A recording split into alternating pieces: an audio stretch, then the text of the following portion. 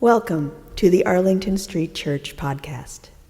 Founded in 1729, Arlington Street continues today as a gathering place for progressive people of faith in the greater Boston area and beyond. We are located at the corner of Arlington and Boylston Streets, across from the Public Garden in Boston, Massachusetts. Please visit ascboston.org for more information about this historic Unitarian Universalist congregation. Arlington Street Church, gathered in love and service for justice and peace. Is it working? I will reread the poem once again here by Irish poet and conflict transformation legend, Pádraig Ó Tuama. Is it working? When you've been alive for only 5,829 days, the pathways are rarely clear. Here, where the roads keep changing, what makes sense one day makes none the next. And so, to avoid exhaustion and to deepen rest, ask yourself these questions. How would you describe today? And have you seen anything interesting on the way? And is it working? Is it working? Always.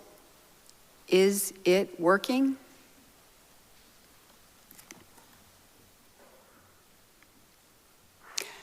Are you furiously trying to calculate how many years 5,829 days is? It sort of sounds like a lot, but without calculating for leap years, it's actually just one day short of 16 years. Pádraig Ó Tuama wrote this poem about a young man he met years ago at a writing retreat whose 16th birthday was the next day. Many of you, like me, may have had that feeling at 16 for many reasons, that our pathways were not clear or that the roads kept changing. And what made sense one day made no sense the next. But I also suspect that many of you, like me, may also have this feeling of singular disorder or disorientation now, today, at 26, 46, or however old we are. On April 27th, 1994, Nelson Mandela was 76. April 27th, 1994 was Election Day in South Africa, the day for which the struggle for apartheid had been waged, the day for which so many had been silenced, exiled, injured, detained, tortured, murdered. April 27th, 1994 was the day Mandela, freed after 27 years as a political prisoner, would vote for the very first time in the very first democratic election in the land of his birth. It was a miraculous day, filled with fear and joy, anger and hope. It was a miraculous day that ended in a free and fair election that delivered to him the role of president. A miraculous day on which something brand new had been midwifed into existence. Everything was the same, yet nothing was the same. It was Mandela's beautiful, brave, searing question, asked at his inauguration a few days later, that marked the real threshold between bondage and liberation, between the violent, vicious loneliness of the old and the healing, hopeful possibilities of the new. His question? He asked, how can we liberate all people from continued bondage? Mandela understood the bondage of his white Afrikaner captors as much as he understood the bondage of his Black African siblings. Mandela understood that no one is free until we're all free. And with this question, President Nelson Mandela opened the door to a new way that birthed the truth and reconciliation process in South Africa. A way of truth-telling rather than defensiveness, a way of reconciliation rather than revenge, a way of forgiveness rather than forgetting, a way of amnesty rather than amnesia. This South African history marks a grand and glorious moment in our collective liberation. It's thrilling to retell it and to remind ourselves of the beauty of Mandela's brave question. How can we liberate all people from continued bondage? But beloveds, may we never forget the decades of disorder and disorientation he lived along with millions of his compatriots who suffered alone in exile, isolation, oppression, captivity. Let us not forget that loneliness and lostness is an integral part of this story. And for us here today, it may be this familiar and recurring lonely lostness that feels overwhelming. This lonely lostness where change and hopelessness and fear and isolation often seem like our only companions. We're not alone in these feelings. According to our nation's doctor, a man of extraordinary kindness and compassion, Vice Admiral Dr. Vivek Murthy, social isolation and loneliness are our nation's most serious public health issue. Murthy references a pre-pandemic survey conducted between 2018 and 2020, which revealed that 60% of Americans struggle with loneliness. And that figure climbed to 75% among younger people. The numbers are worse now. Our lonely lostness is worse now. Murthy makes it his primary mission as Surgeon General of the United States to sound this alarm. Social isolation and loneliness pose real threats to both mental and physical health. Among them, higher risks of depression, anxiety, cardiovascular illness, dementia, and sleep disturbances. Social isolation and loneliness pose real threats to our common social health. They are among the many symptoms underlying our epidemic of gun violence. In Murthy's words, this loneliness is both common and consequential. We are not alone in our lonely lostness. Ask yourself these questions to reconnect to yourself and others. Ask simple, fresh, window-opening questions, the poet's questions. How would you describe today? And have you seen anything interesting on the way? And is it working? Our Surgeon General's prescription is the same for everyone: to connect with conversation. Conversations that open with life-giving questions. Questions that invite you to tell stories. Questions that are different from your well-worn anecdotes. Questions that open doors and lead to connection, building healthy relationships. A Midwestern nonprofit with boots on the ground doing good work with questions and conversation is called the Roving Listeners Corps. The Roving Listeners Corps was started in 2004 by one man, the original roving listener, Diamond Harjas. Harjas begins with a mindset that looks to embrace what is already present in his neighborhood, rather than working only from what it lacks. The have, not just the have-not. And in an act of radical simplicity, Diamond makes house calls on isolated and lonely members of his Indianapolis neighborhood and sparks conversations with loving curious questions, warming neighbors at a campfire of connectedness. Looking back, I can see that my own life has been sculpted by my most honest, most vulnerable questions. Questions I have asked myself, questions I have asked others, sparking a fire between us. A lifetime of questions has accompanied me, kept me in good and loyal company. Questions were a flashlight under my covers, a pool of pale yellow light that kept my path illuminated. Why is it so hard to tell the truth? Someone, anyone, will you teach me how?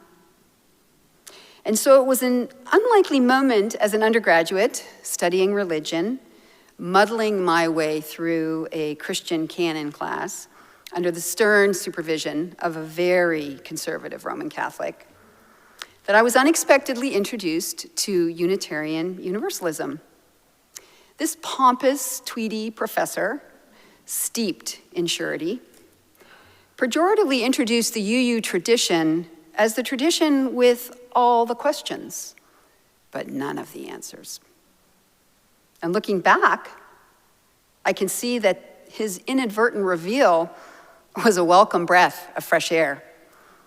If I was going to be honest, at that point in my life, answers had mostly come up short. I was curious to learn more about this faith tradition. The nudge to ask more questions soothed my yearning young self. The celebrated Bohemian Austrian poet Rainer Rilke expressed a more eloquent and affirming practice of questions in one of his letters to a teenage soldier who longed to be a poet. Rilke wrote to him,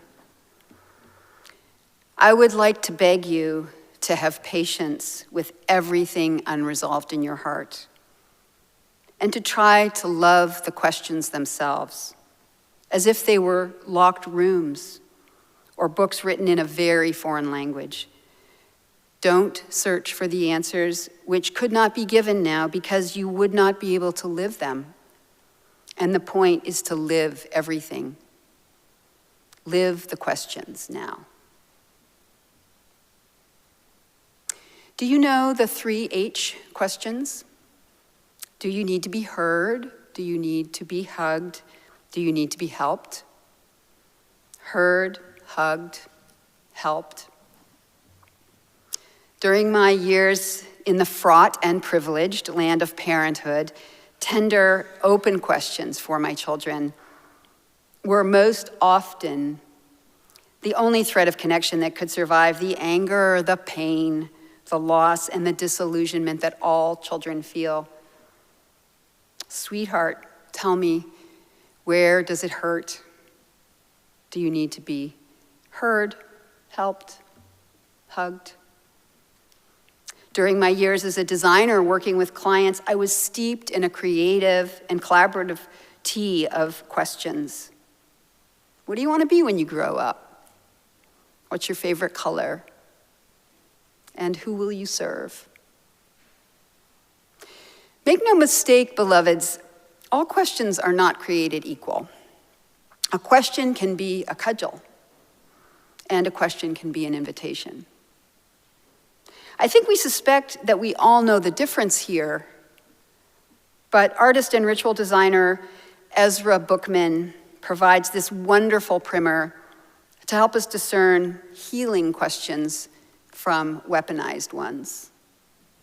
Ezra writes, "A question is more than a way to fill the silence. It is the recognition that every person is infinite, that even your closest loved ones are never fully knowable.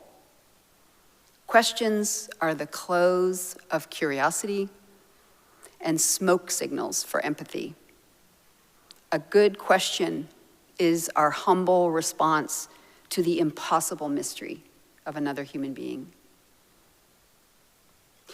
Here we are now with so much on our minds and in our hearts: hatred, weapons, violence, the health of our planet and our democracies.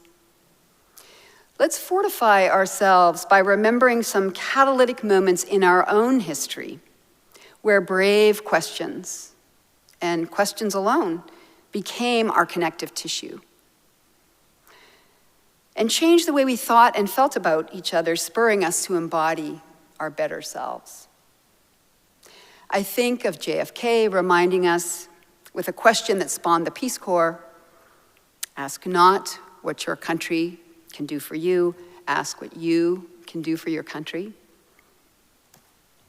I think of Dorothy Day, visionary founder of the Catholic Workers' Movement.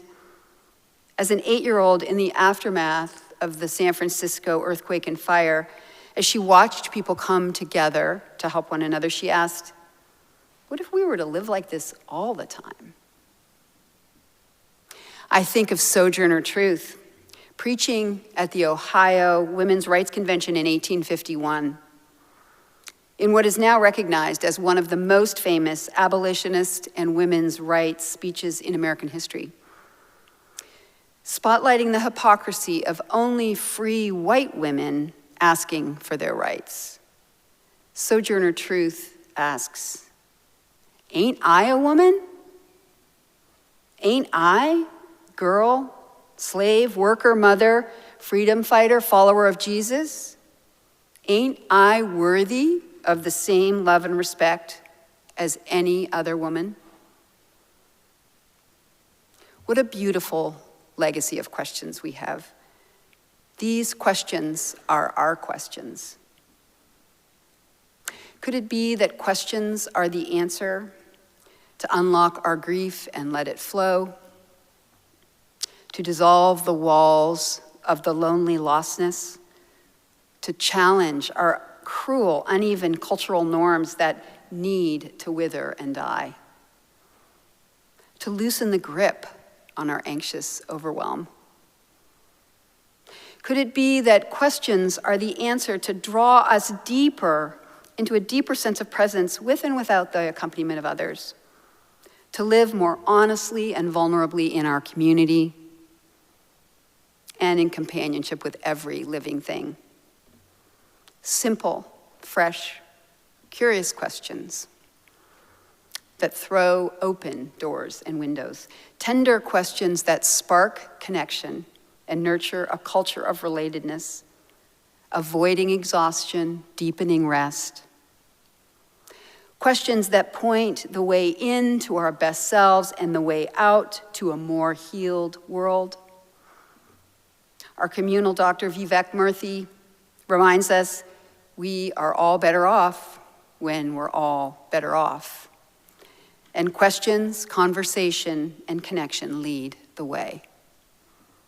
Yes, dear ones, questions open doors, make connection light dark paths, keep possibility and change alive. We are not alone in our lonely lostness. And we can work to heal this sense of dividedness, this epidemic of loneliness, this confounding, confusing complexity for ourselves, for our loved ones, and for the world. May it be so. May it be so. Amen.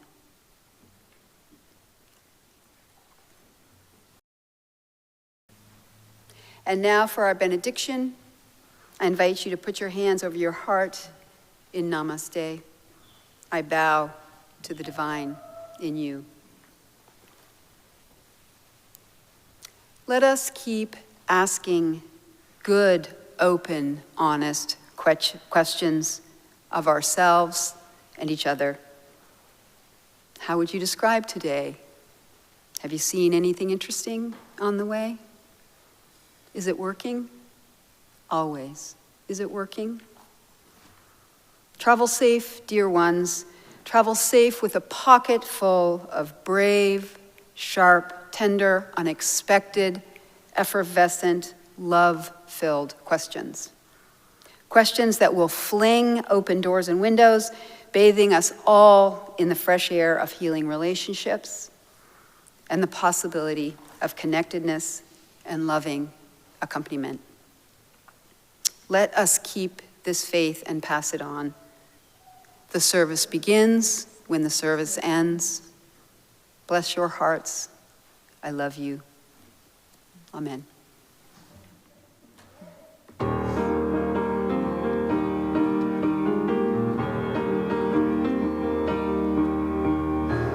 Where you go, I will go, beloved.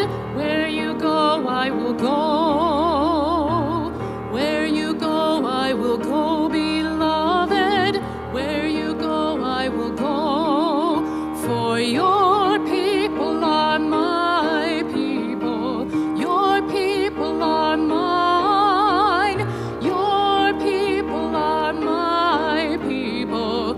Your divine, my divine. Where you go, I will go, beloved. Where you go, I will go. Where you go, I will go, beloved. Where you go, I will go. For your people are my people. Your people are mine. Your people are my people. Your divine, my divine.